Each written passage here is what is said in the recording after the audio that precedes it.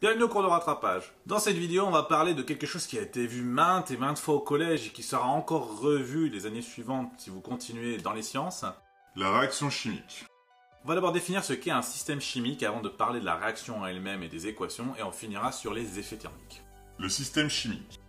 Avant de définir ce qu'est un système chimique, il faut bien faire la différence entre une transformation physique et une transformation chimique. Si lors d'une transformation, les molécules ne sont pas changées mais changent seulement d'état, alors on a une transformation physique. On retrouve alors toutes les transformations physiques possibles entre les trois états de la matière. La fusion, l'évaporation, la condensation solide, la sublimation, la liquéfaction et la solidification. Si par contre lors d'une transformation des molécules apparaissent et d'autres disparaissent, alors on a une transformation chimique. Ce qui n'exclut pas certaines réactions d'être à la fois physiques et chimiques. Un système chimique, c'est un mélange d'espèces chimiques. C'est tout simple. Première chose, on va définir la nature et la quantité de matière des espèces chimiques qui sont présentes. La deuxième chose, c'est qu'on va devoir préciser les états physiques des différentes espèces chimiques dans notre système chimique. On va préciser ces états physiques entre parenthèses et juste en dessous de la formule en mettant L pour liquide, S pour solide, G pour gaz et AQ pour quelque chose qui est dissous en solution aqueuse. Parce qu'on ne fait pas réagir pareillement du dioxygène liquide et du oxygène gazeux. Et enfin, on va préciser la température et la pression du système chimique. L'équation chimique. On va définir donc les réactifs et les produits. Les réactifs sont les espèces qui vont diminuer en quantité au cours du temps, tandis que les produits sont les espèces qui vont augmenter en quantité au cours du temps. Comme ça nous permet d'avoir parfois des réactifs qui sont encore présents à la fin de la réaction et des produits qui sont déjà présents au début de la réaction. Et on va le symboliser très clairement par les réactifs donnent des produits avec une flèche entre les deux. Pour écrire une équation, on va suivre quelques règles de base. Tout simplement pour simplifier la vie parce qu'on est plutôt feignant en sciences. Première règle, on va représenter les réactifs et les produits par leur formule. On va pas écrire leur nom en entier parce que sinon ça serait hyper long. Et donc du coup, le dioxygène sous forme gazeuse va s'écrire O2 entre parenthèses G et non pas dioxygène sous forme gazeuse. Deuxième règle, on place les réactifs à gauche et les produits à droite. Troisième règle, on va placer devant les formules des espèces chimiques des nombres qu'on va appeler des nombres stoichiométriques qui vont nous indiquer dans quelle proportion les réactifs sont consommés et dans quelle proportion les produits sont formés. Et surtout, vont nous permettre de respecter les lois de conservation. Et attention, un nombre stoichiométrique va multiplier toute la molécule qui est après, et pas uniquement le premier atome qui est écrit. Les lois de conservation, elles sont au nombre de 2 et elles sont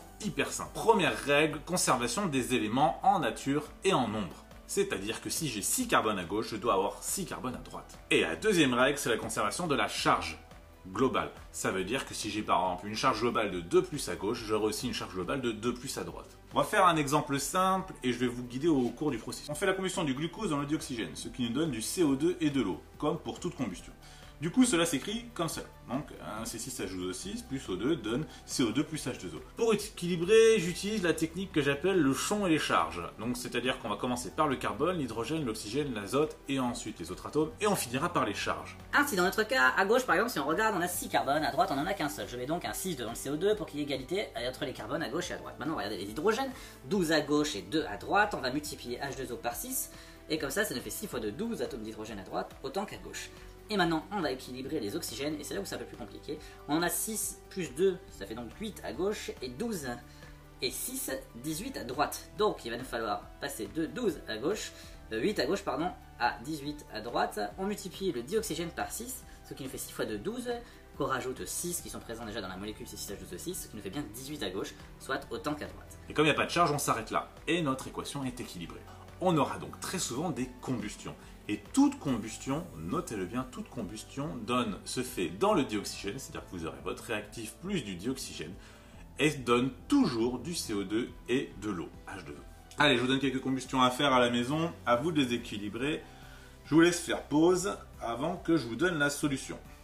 Mais enfin, on l'a vu au tout début, l'équation de réaction, c'est un bilan de quantité de matière. Et donc du coup, ça va importer puisque les réactifs vont être consommés dans les proportions qui sont indiquées par les nombres stoichiométriques devant, tandis que les produits le sont formés aussi selon les proportions indiquées par les nombres stoichiométriques devant eux. Et donc il est possible qu'en fin de réaction, un réactif ait été totalement consommé tandis qu'il reste l'autre. Le réactif qui est totalement consommé en fin de réaction, on l'appelle le réactif limitant. Pas limité. Limité, ça veut dire qu'on est un peu limité.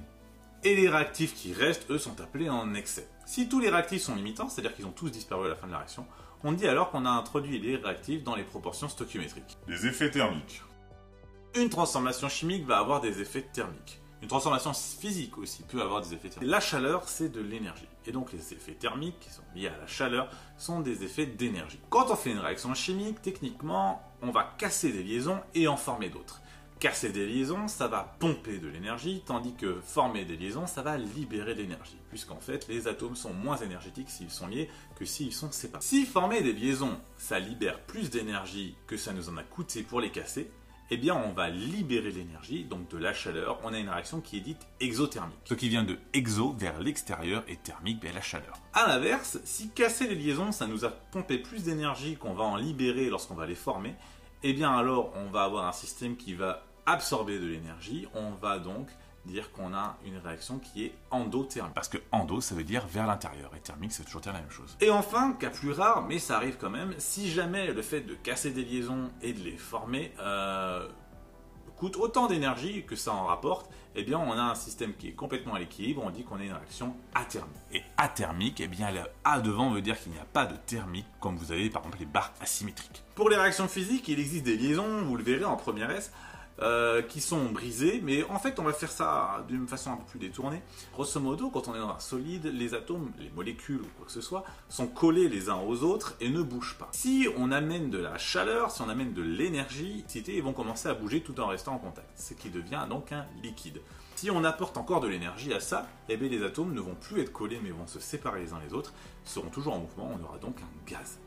Et si on enlève de l'énergie à ces systèmes-là, on reviendra vers une situation vers le liquide, vers le solide, suivant l'énergie qu'on enlève. C'est pour ça alors que l'évaporation de la sueur vous donne une sensation de froid, puisque techniquement vous avez de l'eau sur la peau.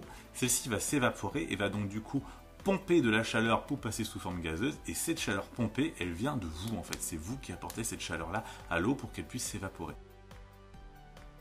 Ce cours de rattrapage est terminé, n'hésitez pas à laisser des commentaires pour tout ce qui est questions, remarques, ou même si ça vous a plu, n'hésitez pas non plus à laisser des pouces bleus, il paraît que c'est bien et que c'est important. Vous pouvez vous abonner en cliquant ici, vous pouvez voir la playlist de toutes les vidéos de seconde qui se trouvent ici. Vous avez plein de fiches qui sont apparues dans la vidéo, normal, hein, c'est utile. On va finir par, parce qu'on a fait la réaction chimique, on est obligé d'utiliser cette citation, Antoine de Lavoisier, rien ne se perd, rien ne se crée, tout se transforme.